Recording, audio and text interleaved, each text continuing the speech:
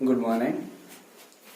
જોઈએ બાળકો, આપણે ચેપ્ટર 14 નો 50મો લેક્ચર, જેમાં ખનિજો ને આપણે સમજીશું. સામાન્ય રીતે ખનિજ કોને કહેવાય તો ધ્યાન રાખશું. ખનિજ એટલે શું? કુદરતી કાર્બનિક અને અકાર્બનિક ક્રિયાથી તૈયાર થતા અમુક ચોક્કસ રાસાયણિક બંધારણ ધરાવતા પદાર્થોને ખનિજ કહેવામાં આવે છે. હવે જોઈએ કાર્બનિક અને અકાર્બનિક. કાર્બનિક અને અકાર્બનિક. હવે ક્રિયાથી તૈયાર થતા અમુક ચોક્કસ રાસાયણિક. હવે આપણને ખ્યાલ છે કે જે તે પદાર્થનું ચોક્કસ એક સ્વરૂપ રાસાયણિક પદાર્થની રીતે બંધારણ ધરાવે છે, એવું એક સ્વરૂપ, અને તે પદાર્થો જ્યારે સંમિશ્રિત તૈયાર થાય છે ત્યારે તે ઘટના કે તે બાબતને ટૂંકમાં અહીં ખનિજ તરીકે ઓળખવામાં આવે છે. ફરીથી જોઈએ, કુદરતી કાર્બનિક અને અકાર્બનિક ક્રિયાથી તૈયાર થતા અમુક ચોક્કસ રાસાયણિક બંધારણ ધરાવતા પદાર્થોને ખનિજ કહેવામાં આવે છે. ખનિજો પૃથ્વી સપાટી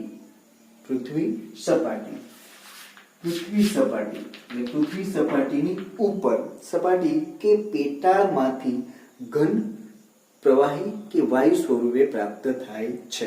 દાખલા તરીકે પેટ્રોલ છે, ડીઝલ છે, કેરોસીન છે, તો એ આપણને શુદ્ધ સ્વરૂપે પૃથ્વીના આંતરિક ભાગમાંથી પ્રાપ્ત થતા નથી, પણ એનું જે સ્વરૂપ છે એ સ્વરૂપ એકંદરે ત્રણમાંથી કોઈ એકની રીતે હોઈ શકે, કાં તો ઘન, કાં વાયુ, કાં તો પ્રવાહી, કોઈ પણ એક રીતે પ્રાપ્ત થાય છે.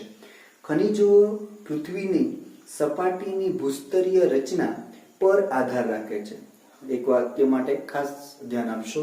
ભૂસ્તરીય રચના એટલે આ જે ખનિજ છે એ બનવા પાછળનું મુખ્ય કારણ શું? તો પૃથ્વી સપાટી જે છે એ પૃથ્વી સપાટીનો જે ઉપરનો ભાગ જે છે એને ધ્યાનમાં રાખતા તે સપાટી ઉપરની જે ભૂસ્તરીય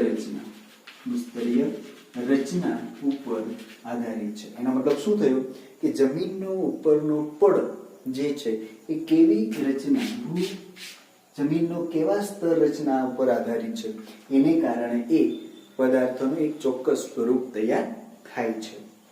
લોખંડ, તાંબુ, જસત, સોનું, ચાંદી વગેરે ખનિજો આગ્નેય ખડકોમાંથી મળે છે. આપણને પૂછે, આપણે આગળ જોઈ ગયા છે 3 પ્રકારના ખડકો, તો એ જે વસ્તુ છે એ આપણે ધ્યાન રાખવી પડે. આગ્નેય ખડકોમાંથી શું પ્રાપ્ત થાય છે? કોલસો, ખનિજ તેલ, કુદરતી વાયુ વગેરે પ્રસ્તર ખડકમાંથી પ્રાપ્ત થાય છે, જેના માટે આપણે ધ્યાન રાખવું જરૂર બનશે. જ્યારે સ્લેટ, આરસ પહાણ, હીરા વગેરે રૂપાંતરિત ખડકોમાંથી. એ ચોક્કસ શબ્દ જે છે, ખડકનો જે પ્રકાર છે, આપણે અગાઉ જોઈ ગયા છે કે ખડકનો જે ચોક્કસ પ્રકાર છે એ પ્રકારને ધ્યાનમાં રાખતા શું કહી શકાય? તો જે તે પ્રકારને ધ્યાનમાં રાખીને એમાંથી મળતું કોઈ એક ખનિજ ઉદાહરણ સહિત સમજાવો ત્યારે કોઈ એક પ્રકારને આ રીતે એટલે કે ઉદાહરણ આપીને સમજાવવા જરૂરી બનશે. હવે એ બાબત થઈ ખનિજોની. હવે આપણે જોઈશું ખનિજોનું વર્ગીકરણ. એ ખનિજોને આપણે કયા જુદા જુદા ભાગોમાં એને વિભાજન કરી શકીએ. ખનિજોનું વર્ગીકરણ. તો ધ્યાન આપશો ખનિજોનું વર્ગીકરણ તરીકે. આપણા રોજિંદા વ્યવહારમાં લગભગ 200 જેટલા ખનિજોનો ઉપયોગ સીધી કે આડકતરી રીતે બાળકો થાય છે. દરરોજ માટે આપણે કોઈક ને કોઈ એવી ચીજ વસ્તુના ઉપયોગમાં, વ્યવહારિક ઉપયોગ જે છે એ વ્યવહારિક ઉપયોગમાં આપણે 200 જેટલા ખનિજોનો શું કરીએ છીએ? આખા દિવસ દરમિયાન ઉપયોગ કરીએ છીએ. રસોડાની સાધનથી લઈને, ઉપયોગી સાધનથી લઈને અન્ય ઉપયોગને ધ્યાનમાં રાખતા આટલા ખનિજોનો ઉપયોગ કરીએ છીએ. તેમાં આપણે જોઈશું બાળકો કે પહેલું જે પ્રકાર છે એક ધાતુમય ખનિજો તરીકે. પહેલો જે પ્રકાર છે એ ધાતુમય ખનિજો, અને એ ધાતુમય ખનિજોને બીજા નામે ધાત્વિક ખનિજો તરીકે ઓળખવામાં આવે છે. યાદ રાખશો, ધાત્વિક ખનિજો તરીકે ખાસ ધ્યાન રાખશો. એટલે ધાત્વિક ખનિજો તે જ ધાતુમય અને ધાતુમય તે જ ધાત્વિક. એમાં અ તરીકે આપણે જોઈશું તો કિંમતી ધાતુ. ખાસ યાદ રાખજો બાળકો, કિંમતી ધાતુ. કિંમતી ધાતુમય ખનિજો તે કઈ કે સામાન્ય રીતે જેની કિંમત કેવી છે, વધુ છે. જેમાં આપણે લઈશું સોનું, ચાંદી અને પ્લેટિનમ, જે આપણે જાણીએ છીએ. આજે વ્યવહારિક ઉપયોગ જે છે પહેરવેશના રૂપમાં જોઈશું તો સોનું અને ચાંદીનો ઉપયોગ વિશેષ જોવા મળે છે. પ્લેટિનમનો ઉપયોગ કેવો છે, ઓછો, પણ કિંમત પણ એ કિંમતી ધાતુ રૂપે આવે છે. એ અ પ્રકાર એટલે કિંમતી ધાતુ. આપણે ધ્યાન રાખશું ધાતુમય ખનિજોના પ્રકારમાં અ કિંમતી ધાતુ. બને લઈએ બાળકો, જે હલકી ધાતુમય ખનિજો. હલકી ધાતુમય ખનિજો. હવે હલકી ધાતુમય ખનિજો એટલે કેવી, તો યાદ રાખશો કે સામાન્ય રીતે મેગ્નેશિયમ, બોક્સાઇટ અને ટિટાનિયમ. યાદ રાખશો, મેગ્નેશિયમ, બોક્સાઇટ અને ટિટાનિયમ જે છે તે એકંદરે કેવી છે, હલકી ધાતુમય ખનિજો તરીકે. કને લઈએ બાળકો, ધ્યાન આપશો, સામાન્ય ઉપયોગમાં લેવાતા ખનિજો. સામાન્ય ઉપયોગમાં લેવાતા ખનિજો. તો સામાન્ય ઉપયોગની રીતે લોખંડ, તાંબુ, શીશુ, જસત, કલાય અને નિકલ. એટલે સામાન્ય રીતે સૌથી વધુ ઉપયોગમાં લેવાય છે અને વ્યવહારિક રીતે જોતા એમનો સવિશેષ ઉપયોગ થાય છે એવું લોખંડ, તાંબુ, જસત, કલાય અને નિકલ. મિશ્ર ધાતુ રૂપે વપરાતા ખનિજો. દને લઈશું બાળકો, મિશ્ર ધાતુ રૂપે વપરાતી વસ્તુઓમાં ક્રોમિયમ, મેંગેનીઝ, ટંગસ્ટન અને વેનેડિયમનો ઉપયોગ થાય છે.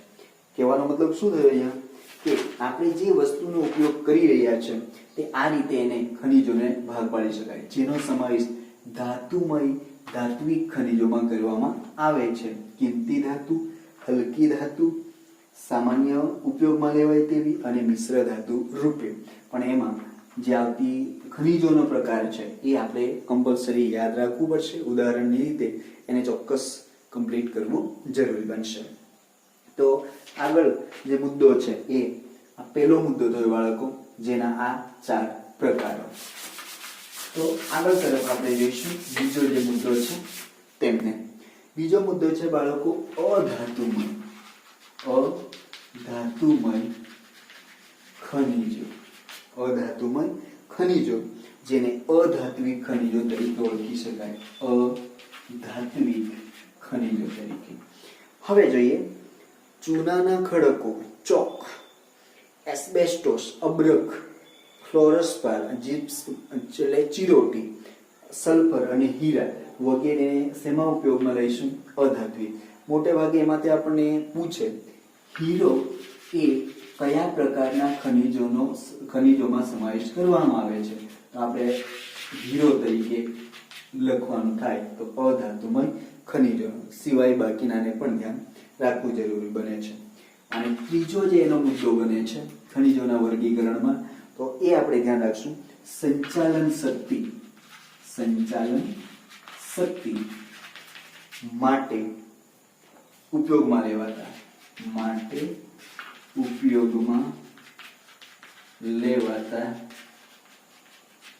ખનિજો. હવે બાળકો ધ્યાન આપશો કે સંચાલન શક્તિ, સંચાલન એટલે શું, તો જેનામાં એક એવો સંચારિત શક્તિ, તાકાત નો સ્ત્રોત રહેલો છે એ વસ્તુ. તો એ વસ્તુને આપણે અહીં સવિશેષ રીતે ધ્યાન આપવાની જરૂર બનશે. તો એ વસ્તુનું સવિશેષ ધ્યાન આપજો. દાખલા તરીકે આપણી પાસે કોઈ એક મોટર કાર છે, મોટર ગાડી છે, તો એ એક સાધન થયું, પણ એમાં સ્ત્રોત પૂરવાનું જે કામ છે તેવું એક શક્તિ કે સ્ત્રોતનો જે આધાર છે તે બાબત પર આપણે અહીં ધ્યાન રાખવાનું છે.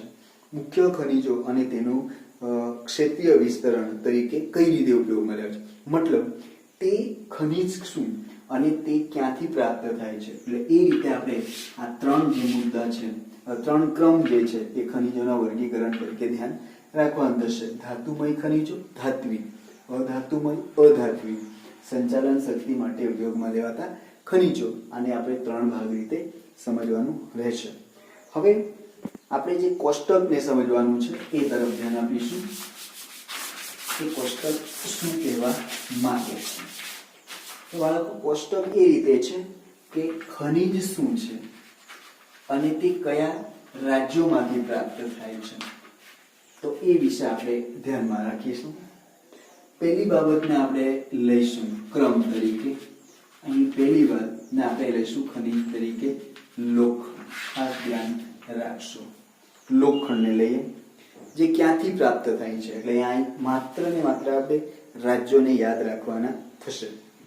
ઝારખંડ, છત્તીસગઢ, આંધ્રપ્રદેશ, ગોવા, ઓડિશા, તમિલનાડુ, મહારાષ્ટ્ર, કર્ણાટક, રાજસ્થાન, બિહાર અને મધ્યપ્રદેશ. આટલા જે રાજ્યો છે તે લોખંડ આ રાજ્યોમાંથી પ્રાપ્ત થાય છે. બીજી બાબત છે બાળકો મેંગેનીઝ. ખાસ યાદ રાખજો મેંગેનીઝ, જે કર્ણાટક, ઓડિશા, મધ્યપ્રદેશ, મહારાષ્ટ્ર, ગોવા માંથી પ્રાપ્ત થાય છે. શું? તો મેંગેનીઝ. તાંબુ ગુજરાત, કર્ણાટક, આંધ્રપ્રદેશ, ઉત્તર પ્રદેશ, સિક્કિમ, મેઘાલય, મહારાષ્ટ્ર અને પશ્ચિમ બંગાળમાંથી પ્રાપ્ત થાય છે.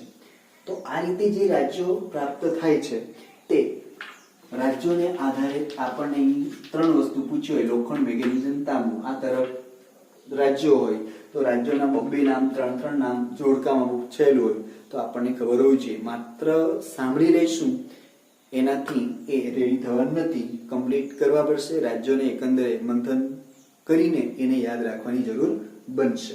બોક્સાઇટ, તો ધ્યાન આપશો બાળકો. ઓડિશા, આંધ્રપ્રદેશ, છત્તીસગઢ, મહારાષ્ટ્ર, ઝારખંડ અને ગુજરાતમાંથી પ્રાપ્ત થાય છે બોક્સાઇટ. અને 5મો ક્રમને આપણે ધ્યાનમાં રાખશું બાળકો, જે શિશુ તરીકે ક્યાંથી પ્રાપ્ત થાય છે. તો રાજસ્થાન, આંધ્રપ્રદેશ, તમિલનાડુ, પશ્ચિમ બંગાળ, મધ્યપ્રદેશ, ઉત્તર પ્રદેશ, ઓડિશા, મહારાષ્ટ્ર, બંગાળ, સિક્કિમ અને ગુજરાતમાંથી પ્રાપ્ત થાય છે શિશુ. 6થું ખનિજ તરીકે લીધું છે બાળકો અબરખ. અને અબરખ જે છે તે આંધ્રપ્રદેશ, રાજસ્થાન, બિહાર અને ઝારખંડમાંથી પ્રાપ્ત થાય છે. અને 7મો ક્રમ લઈએ બાળકો ચૂના ખડકો.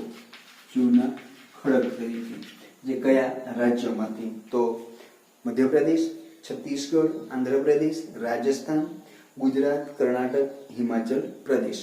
આ રીતે એ પ્રાપ્ત થાય છે. તો એ રીતે આપણે જે તે ખનિજ અને સામે રાજ્યને યાદ રાખવાની જરૂરિયાત રહેશે. આગળ મુદ્દો જોઈએ જમીન અને તેનું વિતરણ. જમીન અને તેનું વિતરણ સમજીએ બાળકો. જમીન ખેતી માટે મૂળભૂત સંસાધન છે. ઇમ્પોર્ટન્ટ પ્રશ્ન રહેશે એમસીક્યુ માટે નાના સવાલમાંથી કે જમીન એ મૂળ સંસાધન છે. મૂળ સંસાધન છે કોના માટે? તો ખેતી માટે. તો એ રીતે પણ પ્રશ્ન આપણને પૂછી શકે. જમીન મૂળ સંસાધન છે શેના માટે? તો આપણે લખવું પડે ખેતી માટે. ખેતી માટે મૂળ સંસાધન શું છે? તો જમીન. કૃષિ ઉપરાંત પણ આ જમીન ખૂબ જ મહત્વની છે. કારણ શું? પૃથ્વી જમીનનો ઉપરનો સપાટીનો જ ભાગ એવો છે જેના ઉપર સમગ્ર સજીવ સૃષ્ટિ રહે છે, જીવે છે. એટલા માટે અન્ય ઉપયોગ પણ આમના આધારે છે. જમીન કોને કહેવાય સમજીએ. પૃથ્વી જમીન એ પૃથ્વી સપાટી પરના જૈવિક અને અજૈવિક. જમીન એ પૃથ્વી સપાટીના જૈવિક અને અજૈવિક. ફરી ધ્યાન આપશું. જમીન એ પૃથ્વી સપાટી ઉપરના જૈવિક અને અજૈવિક દ્રવ્યોનું બનેલું એક એવું પાતળું સ્તર છે. તો આ પ્રશ્ન આપણને સામાન્ય રીતે 1 માર્ક્સમાં પણ બાળકો પૂછે. જમીન એટલે શું? તો માત્ર એક સેન્ટેન્સ લખીને વ્યાખ્યા પૂર્ણ કરવાની. અને 2 માર્ક્સમાં પૂછવામાં આવે તો એને ડિટેલમાં 3-4 વાક્યની રીતે સમજાવવાનું. જેમ કોઈ સફરજનને તેની પાતળી સાલ સાથેનો જેવો સંબંધ છે, સફરજન અને એની ઉપરનો સાલ નીકળી જવાથી જે પડ દૂર થયું તેવી રીતે ઉપરનું પડ એટલે અહીં જમીન. તેવો આ પૃથ્વીની સપાટી સાથે જમીનનો સંબંધ જોડાયેલો છે. આમ પૃથ્વીના પોપડાના ઉપરના પાતળા સ્તરને શું કહેવામાં આવે છે? જમીન. તો 1 માર્ક્સમાં આપણે શું લખશું? પૃથ્વી સપાટી સાથે જમીનનો સંબંધ જે છે એમાં પૃથ્વીના પોપડાની ઉપરના પાતળા સ્તરને જમીન કહેવામાં આવે છે. ઉપરના પાતળા સ્તરને જમીન કહેવામાં આવે છે. એક વાક્ય રીતે અને 2 માર્ક્સની રીતે એને સમજાવવાનું રહેશે. થેન્ક યુ બાળકો. અહીં સુધી આપણે જોઈએ.